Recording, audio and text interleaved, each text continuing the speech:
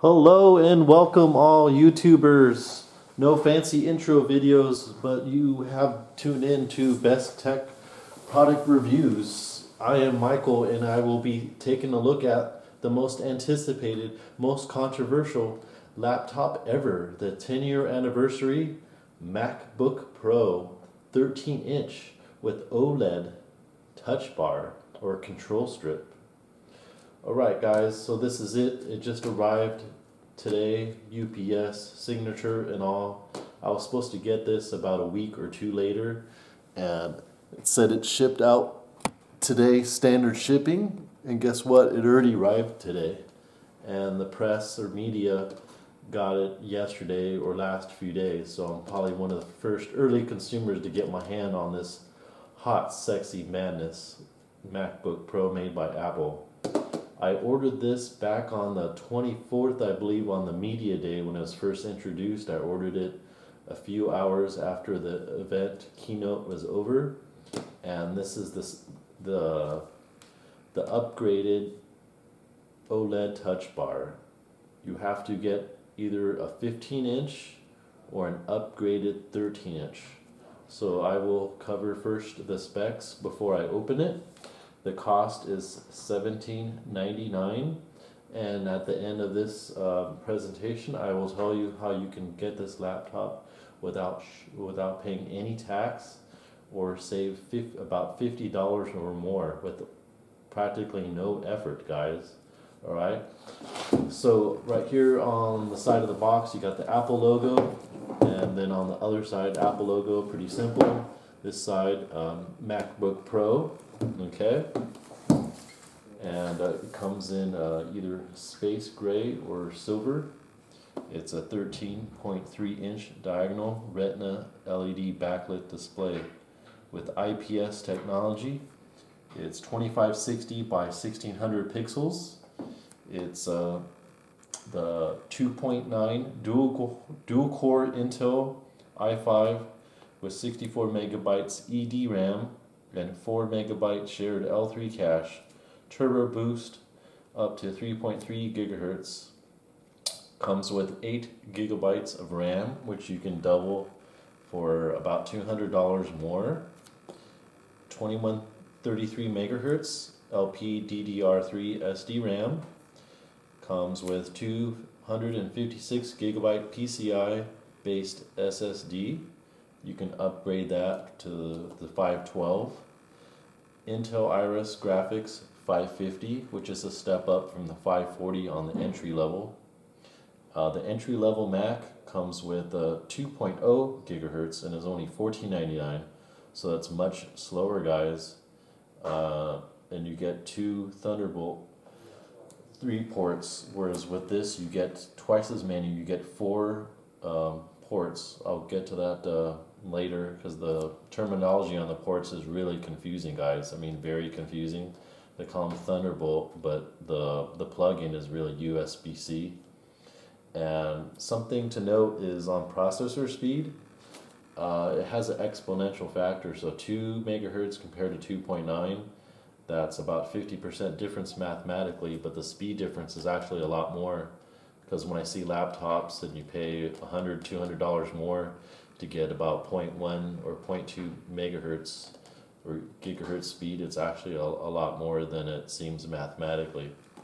Anyhow, so unlike the iPhone 7, you do get the headphone mini jack or line in, stereo speakers, which has been much improved over the previous generation, and then the highlight feature, touch bar and touch ID strip, which is on the top.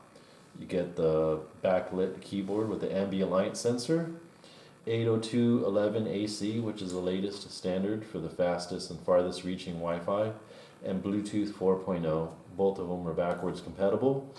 FaceTime HD camera and pre-installed Mac OS, obviously. I assume it's, of course, the latest Sierra. Size and weight, it is 0.58 by 11.97 by 8.36 inches.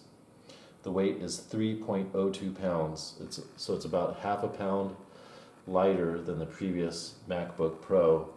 And believe it or not, the 0.58 It's actually thinner than a MacBook Air. If you take the average thickness or middle thickness of a MacBook Air, it is actually thinner now.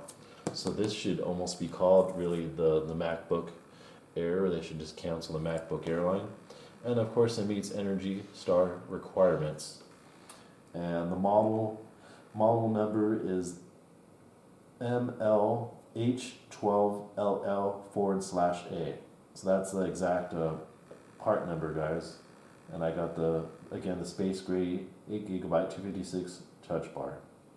Model number also is A1706. So they represent it two different ways.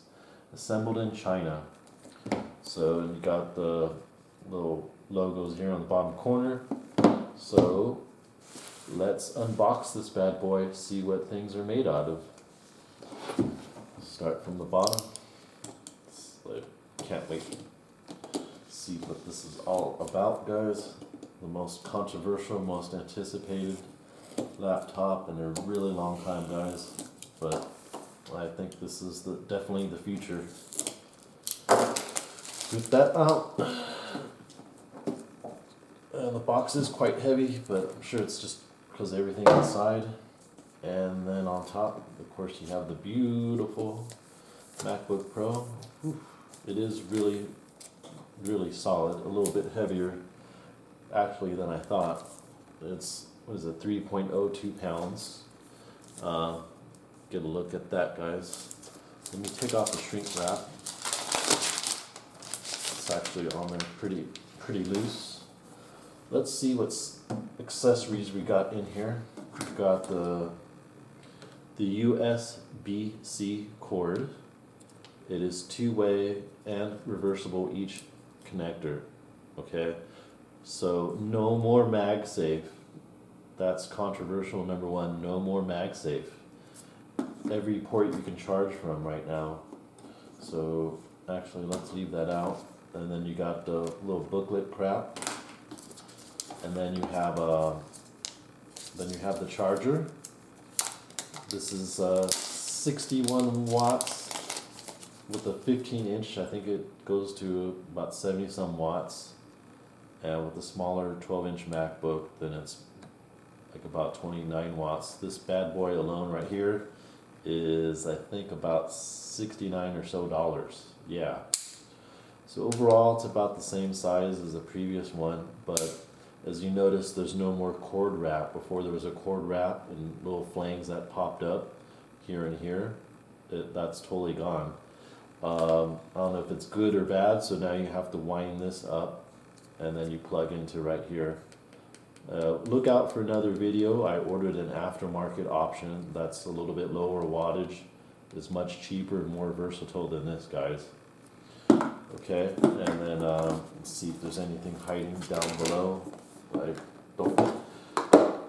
don't think there is, according to what they say that's in the box. Okay, and also what you don't get, guys, unlike last year's MacBook, other than losing the MagSafe feature, is you don't get this. Why? I don't know. It's cool kind of extension cord, even though you could just use a normal extension cord if this cord isn't long enough, or find something aftermarket that's longer. I think this is about 2 meters. Let's see, let's unwrap this actually and find out. Everything's metric since it's made internationally. Let's see, I'm 6 feet tall, so I almost never use the extender. I sold my MacBook Air in the summer, and I knew that whoever would buy it wouldn't think about it, so that's why I kept this, because I heard the MacBook 12-inch Retina didn't come with the extension. So see, I'm standing out here to the side, and it is I'm 6 feet tall on the money, and it's just a little bit taller than me. So it's about 6.5 feet, so that's 2 meters, because there's 3 feet in a meter. So you got a 2 meter cable. Okay, obviously all white. Sorry about my head, guys. I'm kind of tall, like I said.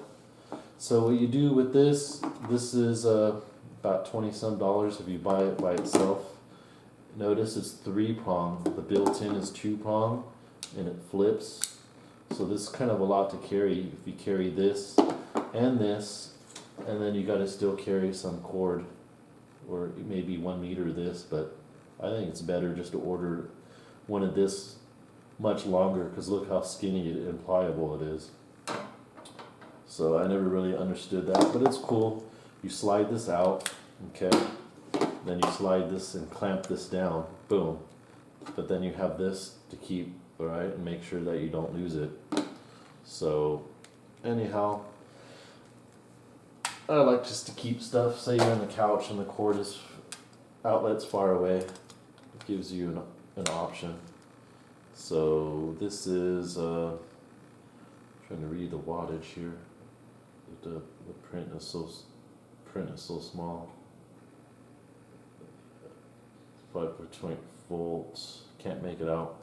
Anyway, so you can look that up online if you need the exact wattage, but it's expensive, guys, so don't use that. So let's put this box away. And I have one of these. Sorry, it's dirty, but it's a MacBook. It's to kind of in memory of Steve Jobs when he introduced the MacBook Air, how he had it in one of those paper sleeves where you wrap the shipping documents and then you wrap the string around these two little thingies here. Except this one's much thicker and a little cushiony. This was designed, I think, for my 13-inch MacBook Air, so I kept it. I didn't want to give it to the guy that tried to negotiate when I sold my laptop, but let's see how it fits. It should fit good because this is a 13-inch, but with smaller body, and it fits just perfectly, almost lengthwise, a little short, but widthwise it is a little wiggly. So I might get a smaller one. If you see, I got about 1.75 inches or quite a bit from the top, but if you don't mind that wiggle, I might get a new one of those. So, and I'm going to do a part 2 once I have this set up, because it'll take a while to set up. So as we look at the front, you see how there's a little indentation. That's for your finger, guys. Apple started the concept instead of with the latch, which always was really annoying. They started the trend with going with the magnet. So open this up. It's got a thin little paper protector, and then you see that, guys? It just turned on by itself. That's right. It just turned on by itself. That is a new feature. So when you have it completely off, what it will do is start up by itself. Let me zoom out, guys. Sorry about that. I'm a little bit new to this, but my reviews are more thorough than anybody. By the way, disclosure, I did not get paid or endorsed or any discounts for products I review. I do these reviews just simply because I enjoy it. And for personal use. All the products I buy are for personal use. It's telling you to select a language, so I will actually get to that a little later. Let's look at the outside. Let's do the tolerance test. I got a couple pieces of paper. This is, I know, not anything scientific. This is from a receipt book, double carbon. So this is like really thin, guys. This paper is a little bit thicker, and Apple's known for just having such high exacting standards. I'm going to slip a paper right there, and it's coming out with light resistance. Let's do the right side, see if it's about equal, and it's just about equal, maybe minutely tighter. Let's check the front right corner. It's about the same there. Check this corner. Let's check the front middle, just over the trackpad. There's way tighter. It's probably supposed to be. And there's, yeah, much tighter. Which would you expect, because that's where the magnet is. And then in the front middle, yeah, it's very very tight because it's beveled. It has an indentation right there. So you try a thicker piece of paper just to the left of the trackpad in the front. Then you can feel it's much tighter than right there, but it's even all around. Let's try the back left, back right, back left. Feels a little lighter, probably because of the keyboard. Let's see here. Back right maybe is a bit tighter. That's okay. It could be just me. Again, it's nothing scientific. The gaps look pretty even. Nothing the naked eye could really notice, or nothing that I really will pay attention to. Then on the bottom you have, of course, rubber bumpers on the corners. The design by Apple at the bottom. Then you have some like pencil up screws or something. You have 1, 2, 3, 4, 5, 6 of those at the bottom. Then you have a little bit of a gap there to allow it to pivot the hinge. Okay, and then on the left you have 2 of the what they call Thunderbolt 3. That's just the speed technology behind it. They're USB type C reversible connections, and look how small. They're so much narrower and shorter than USB. And on the entry level 13-inch, you only get this. So, okay, and if you upgrade like I did to the one with the touch bar or 15-inch, then you get 4 ports. Now the rumor is the ports on the left are a little bit more full throttle. I think as far as data in or out, you could probably look that up, but it's probably pretty trivial or minor unless you're doing some really heavy, lengthy transfers. But if you want to make sure full throttles requires transfers, then might as well just go with the left. So, and then you have the reflective logo on the top. You can feel it a little bit. It's really thin, but it feels slippery and grippy at the same time. Notice it's not white anymore, and it does not glow. So that's another thing that you lose. Okay, so that's what also makes this laptop controversial. And then and then on the right side you get for the headphones mini jack. You could probably use a mic for that too. Okay, and then when you get to the inside, it's the usual keyboard layout, but the keys are much thinner than other MacBooks before. The most recent MacBook had extra thin keys to allow for a thinner design. Let me choose English here. But this is the 2nd generation of the butterfly scissor, so it gives you a little bit more feel, a little bit more travel, so it doesn't feel as dead. So now it's asking me to, once I chose my language, English, then I'm choosing the United States. Choose a keyboard layout, either ABC extended or US or Canadian English. I guess US. But anyhow, so yeah, the keys have definitely a short stroke, but it doesn't feel too bad or too dead. And then the touch bar here, it's about 1 centimeter tall. You have this escape here key, and a tip I read is if you push right here at the very end, when you don't see the escape, it still functions as the escape. Okay, you guys are listening?